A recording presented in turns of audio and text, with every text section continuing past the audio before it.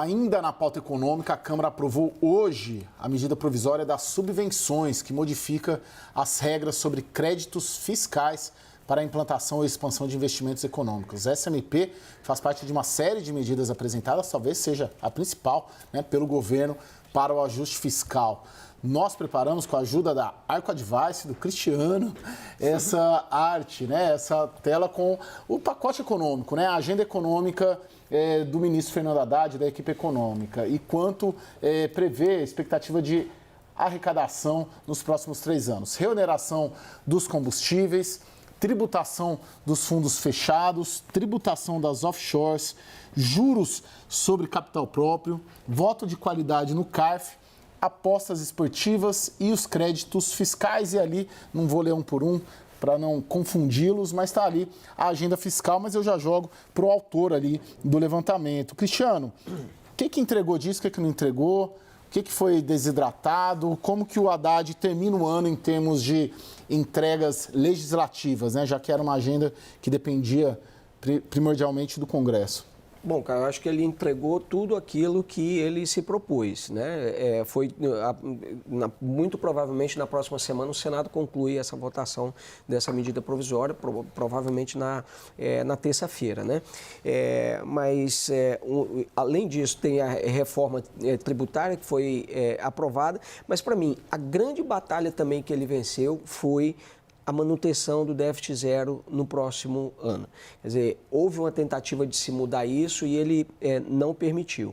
Agora, talvez não tenha sido nota 10, fica entre 8 e 9, porque algumas dessas medidas foram desidratadas. A gente ainda não tem o cálculo, porque não foi divulgado, o que de desidratação, quanto que isso vai tirar de cada medida, Por exemplo, o governo preveia extinguir a JCP, eram 10 bi, não extinguiu, aumentou ali um pouquinho do imposto de renda e tudo mais, obviamente que não vai ser 10 bi, então, portanto, esse benefício. A mesma coisa da medida provisória das subvenções, até o setor de serviço e tal, de comércio e tal, foi incluído ali também como um benefício, foi feito um parcelamento, facilitado o pagamento do...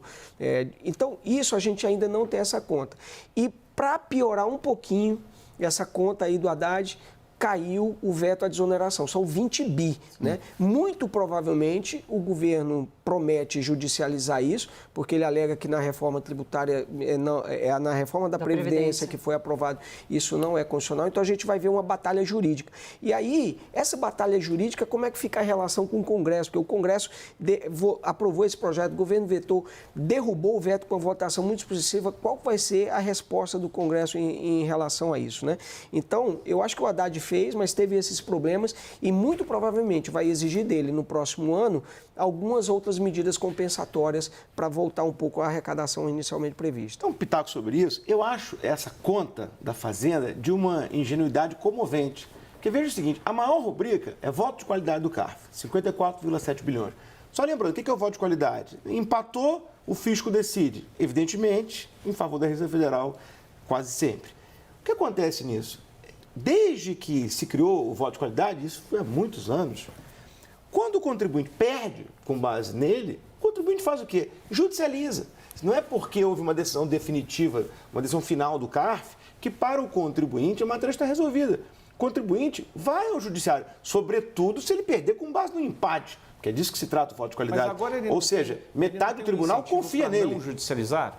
Perdão, Daniel? Ele não tem um incentivo para não judicializar, que aí tem perdão de multa? Tem uma redução de multa, mas é um incentivo tímido. Eu até acho que um ou outro contribuinte pode desistir de judicializar. Mas se metade dos julgadores confiaram na sua tese, é porque você tem um ponto de vista digno. E vai judicializar. Isso vai virar arrecadação, se virar, daqui a 8, 10 anos, quando acabar o caso. Sim, quer dizer, esse dado, ele vai se frustrar, não vai acontecer essa arrecadação pretendida. Aí aqui entra o debate sobre qual é a gestão das contas que o Haddad vai fazer ano que vem, Porque esse ano, por incrível que pareça, foi uma gestão dele em que ele apontou de onde ia tirar, elaborou a forma de tirar os impostos, que não é uma coisa simples, é uma coisa complexa. Foi para a briga no Congresso Nacional para defender as propostas e conseguiu a aprovação. Então, esse foi o debate dele. Ao mesmo tempo, ele se defendeu do fogo amigo para manter a meta zero, ele se defendeu do fogo amigo para manter de mérito, vamos dizer assim, de como é que ele, a partir da agenda e da política econômica que ele assumiu, como é que ele ia botar isso de pé. A partir do ano que vem, é dizer o seguinte, olha, tudo que eu fiz está aqui e eu vou ter que gerir o setor público a partir do resultado do que eu fiz.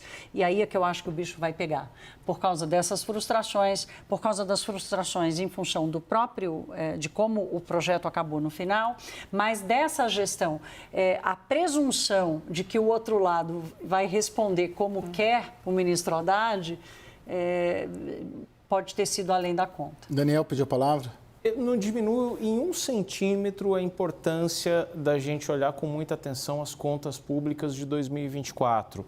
Mas queria também levar um pouco o olhar para como a gente está capacitando o crescimento econômico do país e não ali com artificialismo, não com mais investimento público, obra, etc., mas basicamente com investimento privado.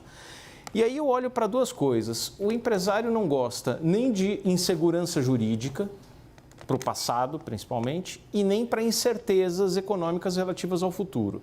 Pega 2 medidas aí das quais a gente tem tratado ao longo da semana. A MP das subvenções, o governo confia principalmente em obter recursos bilionários com acerto de contas sobre o passado.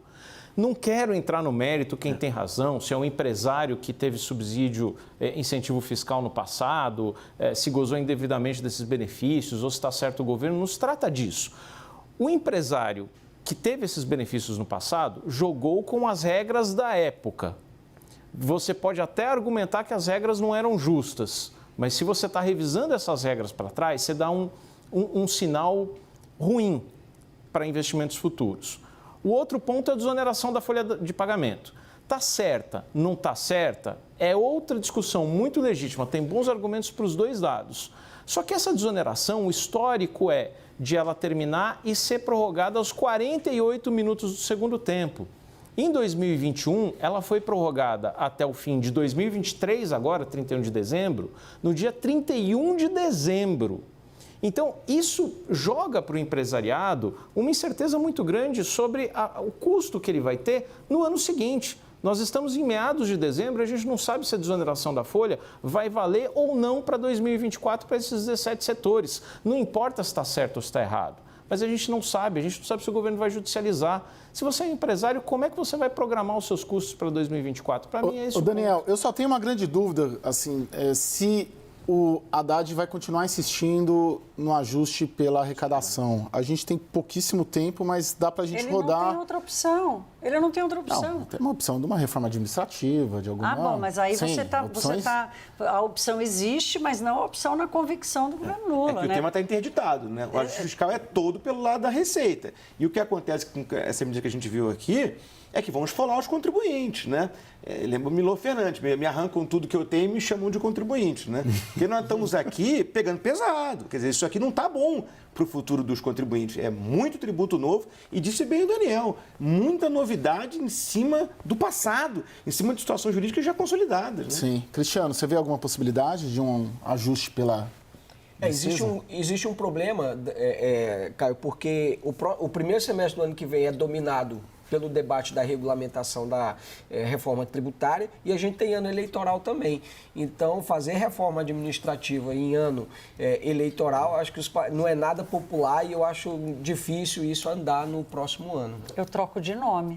Daniel, aí em Brasília, a sua percepção é de alguma mudança de rumo a um ajuste, a um equilíbrio maior, de um ajuste fiscal pela arrecadação, sim, mas também pela despesa? Não, quando você vai no Ministério da Fazenda e pergunta, vem cá, mas está todo mundo pressionando por uma reforma administrativa, por um ajuste também do lado das receitas, por que vocês não investem nisso? A resposta no Ministério da Fazenda, que não vai ser no microfone, vai ser ali conversando, ali no cafezinho, é sempre a seguinte, fala assim, muito bem, eu topo, mas os outros poderes topam? Porque se você tem legislativo pressionando por mais emenda impositiva, pressionando por mais fundo eleitoral, se você tem o judiciário pressionando por criação de novos tribunais, por mais supersalários, por mais benefícios, será que todo mundo topa mesmo? Aí o governo joga ali, tem um bom álibi para dizer, eu topo, você que não topa. Bom, gente, muito obrigado a todos. Daniel, excelente final de semana.